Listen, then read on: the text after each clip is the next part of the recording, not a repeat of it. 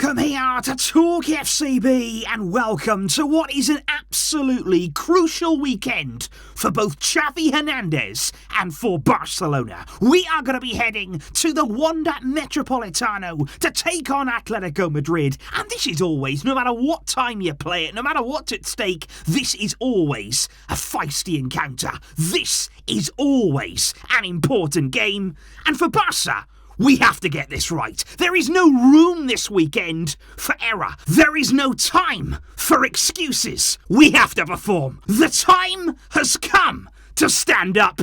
And today we got all the build-up coming up for you guys, along with all the important decisions that Xavi has to make when it comes to the starting lineup. It is coming up for you. It is big. So let's do it. Because on Sunday night at 9 p.m. local time, the final game of the weekend, the highlight of the weekend in La Liga, Atletico Madrid and Barça will come head-to-head under the lights at the Wanda. Now, of course, when you're looking at the league table for Barça, things should be looking good. We are top of the La Liga table, but only just on goal difference right now. That is all that separates us and our biggest rivals, Real Madrid. Our lead has evaporated, and Real will play Villarreal the day before our game on Saturday, which means by time Sunday comes, we are most likely going to be in a position whereby we need to respond. We need to react to what they've done. The pressure, it will be on. And that is what I genuinely do believe that this game right here, it is a crucial and definitive game in our entire season. And I truly don't believe that's an exaggeration there. I think this is so significant for everybody involved with Barça, because you look at the way here that we've returned to action there after the World Cup break. We kicked off on New Year's Eve with disappointment against Espanyol. They're blowing our lead in the derby. Refereeing controversy, of course, at the heart of it too, and then what we saw in midweek against Intercity, that just wasn't okay. The confidence that we're seeing right now from this group, it is dropping at an alarming rate amongst the fans, amongst the players. We are all suffering right now. We've got to stop the rot. We have to find a way of reversing the current trend, because what we can't allow ourselves to do, guys, is fall into a crisis situation. The kind of scenario that we've seen so many times over the years at Barça, and it's so easy. It's so easy the way that it can happen here, whereby a string of results, a few poor performances, and suddenly then all of the pressure is on. Suddenly then you're drowning in this negativity that seeps into the club. We can't allow that to happen. And that is what I think right here and now. It may seem like a daunting game, playing Atletico Madrid, heading away to the Wanda. It is not going to be easy. But is this the perfect game? Could this be the perfect moment to play this now, if we can get a good result, to just help turn around this emerging situation? Because to be perfectly honest with you guys, when Barça face Atletico Madrid around this time of the year, it wouldn't be the first time that it could either make or break an entire season. Because I want to go back and I want to really have a look here at 2015. Because many of you will remember very clearly that we kicked off that year in 2015 in a really bad situation. We lost our first game back against Real Sociedad there. That spiraled us into a fully blown crisis. That's the kind of situation that I'm talking about. You remember there, the Luis Enrique bust-up. We all thought that he was going to be sacked. And following that game, again looking at these similarities, we played a Copa del Rey match there just days after that Real Sociedad game. We won it comfortably in the end against Elche, but I remember there, the Camp Nou, it was basically empty. There was an attendance inside the stadium for that Copa del Rey game of less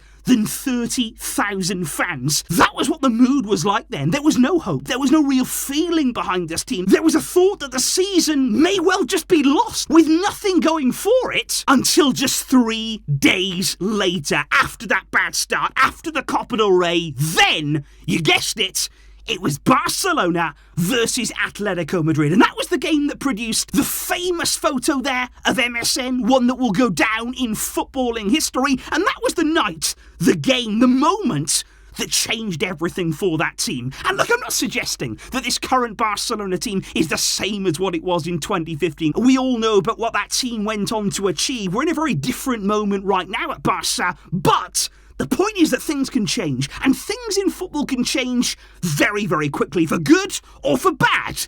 And if you can perform, if you can have a game in a big match like this with big pressure on you, and you can come out the other side, there is a chance, there is an opportunity here to do something that could be special. Because you don't actually even need to go as far back to 2015 for a famous game there against Atletico Madrid. Just look at last season. Just look what we were able to do. Again, it was at home, but look what Xavi's team produced in that game at the Camp Nou there. By 4-2, we were winners on that day.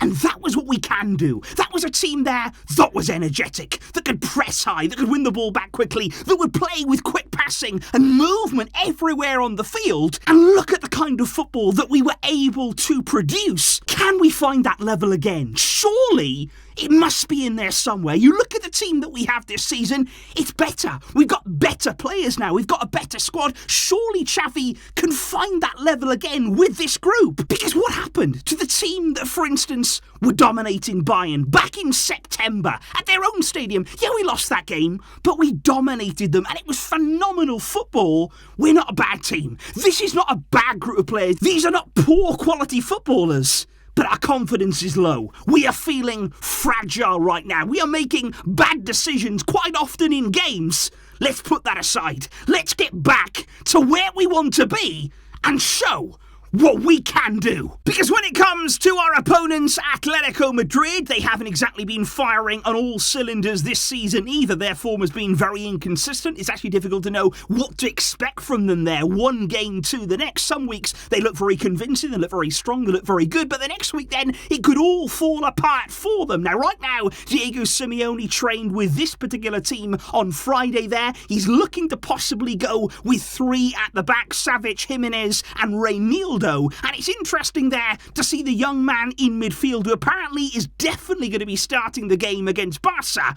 Pablo Barrios, the 19-year-old there. And of course you've got World Cup winner Molina. We all saw what he could do on the world stage. Absolutely terrific fullback there, who's going to be bombing on as a wing-back for Simeone, with most likely Griezmann and potentially Felix alongside him in the attacking area. Atleti, on paper, they do look strong. Now, when it comes to Barca, guys, I'm actually going to go through 2 different potential setups that we could see from Xavi on Sunday. And if you don't want to get involved and actually build your own lineups, you can do that right here over on the Fandango app. If you want to go and follow the link there in the description, that will take you there right to the TalkFCB group. That is where I and many, many other Barca fans are all going to be in and around the matches, posting our lineups and what we think is going to happen in these games. So certainly check that out there and get involved on Fandango. That will really help me and the channel. Because what is Xavi going to do here? Certainly in goal, we are looking at Marc-Andre ter Stegen. Then at left back, Balde is the easy and obvious choice. We don't have Jordi Alba there, who of course is suspended in this one, but Balde is going to start at left back. Then at centre back, is Araujo going to be ready to start this one? Now, of course, he started against Intercity in midweek. He played an hour in that game before Xavi then took him off. Obviously not ready to play the full game, but can he start here? That is going to be the big, big question. I think Xavi needs him, to be perfectly honest here. We need to have Araujo in a game like this, and I also think he will want to play. He will want to be involved against Atletico, so I think Araujo will start even if he doesn't complete the 90 minutes. And I think what we should see then is Andreas Christensen to one side of Araujo, and then the other side, I think Koundé. I think in this kind of game, Koundé at right back, solidify that area, Araujo at centre back alongside Christensen with Balde. That's a strong defence. That is the kind of defence that I would be a lot more comfortable going away to Atletico and saying, okay, we've got a good base here. We've got good players in defensive areas that can help as well going forward. Koundé can be an asset on that side. Balde, we all know about what he can do, but that for me must be our starting back 4. In midfield, there of course are going to be questions there about Sergio Busquets. Is he going to start this game, given that he started against Intercity? And not only did he start that game, but he played every minute. 120 minutes there, deep into extra time, and that's significant because there's no way I feel now that he can start against Atleti. Days later here, having played all of those minutes, I don't think he could or should be in the starting lineup now, which means that again, we're looking at Frenkie de Jong, we're looking at Xavi, we're looking at Pedri as that midfield trio. Now that's the midfield, guys, that we want to see, and I think it certainly has so much potential, but at the same time, I'm still looking for more. I'm still looking at the best way of using that midfield. I think we're still learning about those three players, and especially there, I look at Pedri and Xavi together. I think we're still learning about how to use them both together, about how to get the best out of them both in the same team, so we're still learning about that too. And I think Xavi in general, we're still learning about him. We're best to have him on the field, because let's not forget, in that brilliant game last season, beating Atleti 4-2, Xavi was used on the left. Xavi actually there pushed him out to the left-hand side in that half space. He even scored a goal. They couldn't get near Xavi, and I do wonder here whether that thought has just entered Xavi's mind there, maybe pushing Xavi out there again against Atleti. But then it's all about the forward line, and especially the absence of Robert Lewandowski. Finally now we are aware that he's going to be suspended. That is something we've been able here to plan for a few days in advance, but who now is going to come in and play in place of Lewandowski? I don't think Xavi right now is convinced by Memphis. Of course, he started in the cup game there against Intercity. I didn't really think he did enough. He didn't really show himself and prove that he should be in the starting lineup. And I would say exactly the same about Ferran Torres there. It is just not happening for him right now. The struggles in front of goal are continuing, and he didn't gain any sort of momentum in that game either, which is why I would be looking at Ansu Fati right now. I would be looking at him and just thinking, can he catch fire? Can this be the moment here? Score the winner in midweek. You're trying to build him back up. You're trying to get that confidence going. Could he play in place of Lewandowski, and could he thrive? I would give him the opportunity to do it, and I would really, really hope that he could come alive in this game, and I would love to see both Rafinha and Dembele. Now, this is the key right now, guys. It's finding a way to use both of them, because I think Dembele really suits a game like this, but I would also want Rafinha involved. He came on, had a really good impact against Intercity. I think he also really suits a game like this against Atletico. I would like to start with them both. But how then do you do that? Because the one option would be to simply start Dembele on the left side instead of the right there, to have Rafinha over to the right-hand side, Ansu down the middle, and Dembele from the left. Now, potentially, that could work there. Without Lewandowski, maybe those three, like I said before, could be a bit more versatile. They could be more flexible. They could interchange during the game. You might see Ansu drift out to the left. You might see Dembele and Rafinha swap wings. Maybe keep it there nice and unpredictable, but there is also the possibility that Xavi will look at what Atleti's doing with the three at the back, with the difference in shape there that they'll be going with, and could Xavi match that up? Could we see Barça run three at the back, have Balde pushing on, have Rafinha also pushing on, and leaving Dembele and Ansu Fati there up there more central and as forwards together? That is a potential option for Xavi if he wants to match Atletico Madrid there like for like in their shape, in their system, and go with that. I wouldn't rule it out. And I would definitely be looking for a way to play Rafinha, to play Dembele, and to play Ansu together.